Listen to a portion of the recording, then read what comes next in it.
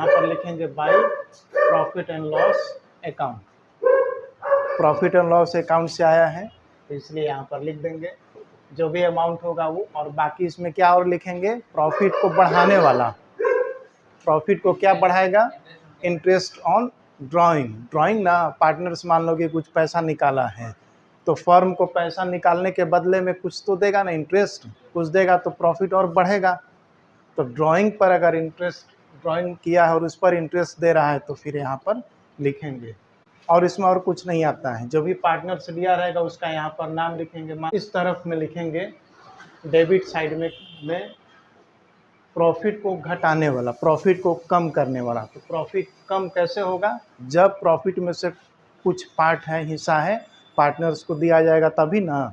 तो पार्टनर्स अगर पहले से डिसाइड कर लिया है कि कैपिटल पर इंटरेस्ट हमको लेना है, तब प्रॉफिट को कम करेगा। तो यहाँ पर लिखेंगे इंटरेस्ट ऑन कैपिटल।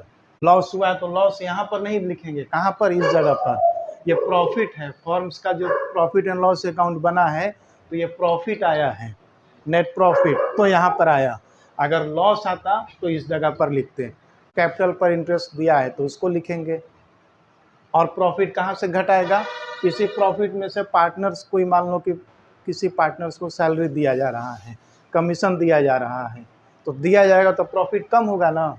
मान लो यहाँ पर 1 लाख प्रॉफिट है तो पूंजी पर ब्याज दे दिया तो 1 लाख से घट गया, फिर सैलरी देंगे तो घटेगा ना। तो इसको घटाने के लिए इसका अपोजिट में लिखना होता है। तो यहाँ पर क्या लिखेंगे, सैलरी। और इस जगह पर इंटरेस्ट ऑन कैपिटल जो भी पार्टनर्स होगा उसका नाम लिखेंगे। यहाँ पर ए और बी लिखा हुआ है तो एज लिखेंगे, और इस जगह पर बी इज कैपिटल अकाउंट। सब कैपिटल अकाउंट में क्या होता है, ट्रांसफ़र होता है, ठीक ना।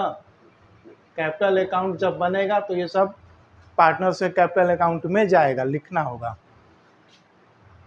यहाँ पर लिखेंगे सैलरी, ये भी कहाँ पर जाएगा, ए, जो भी पार्टनर सैलरी लिया है वो, मान लो कि ए सिर्फ ए लिया है या दोनों लिया हुआ है तो इसको भी लिखेंगे एज कैपिटल अकाउंट, और यहाँ पर लिखेंगे बीज कैपिटल अकाउंट। बात समझ में आ गया। और इसको जोड़ करके यहाँ पर दोनों का प्लस करेंगे अमाउंट और इस जगह पर लिखेंगे। समझ में आ गया। और इसको प्लस करने के बाद टोटल प्लस कर लेंगे, यहाँ पर जोड़ देंगे इस जगह, यहाँ पर प्रॉफिट वाला साइड का, और यहाँ पर भी इसका टोटल इस जगह पर लिख देंगे। और फिर घटाने के बाद जो भी आया, अब प्रॉफिट आया, ठीक ना, क्या आया, नेट प्रॉफिट।